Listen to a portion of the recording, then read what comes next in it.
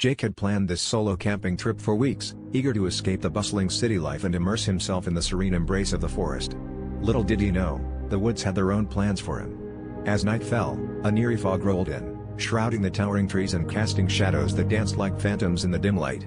With his phone's battery dwindling, he snapped one last desperate photo of what he thought was a trick of the mist, a massive, hairy figure lurking just beyond the fog, its eyes glinting ominously. The air was thick with tension as Jake strained to hear past the pounding of his own heart. The night was alive with rustling leaves and distant, unidentifiable calls echoing through the trees. Every crack of a twig felt like a countdown to an inevitable confrontation with whatever was sharing the woods with him. He could feel the oppressive weight of being watched, a primal instinct warning him that he was not alone. His mind raced through the possibilities, each thought more terrifying than the last. As the hours dragged on, the forest seemed to close in around him, the fog swirling like a living entity. Jake's breath came in shallow gasps, his every nerve on edge. He tried to convince himself it was all in his head, a product of exhaustion and fear, but the evidence was undeniable.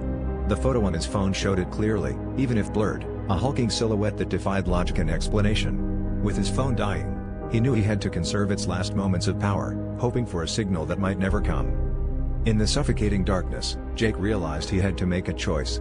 Stay and face whatever lurked in the shadows, or risk the treacherous journey back to civilization, guided only by the flickering light of his dying phone. Each step away from his campsite felt like a step closer to the unknown, and the forest seemed to pulse with an ancient, untamed energy. Alone and terrified, Jake took a deep breath and plunged into the fog, hoping against hope that he would live to tell the tale of his encounter with the legendary figure that haunted the woods.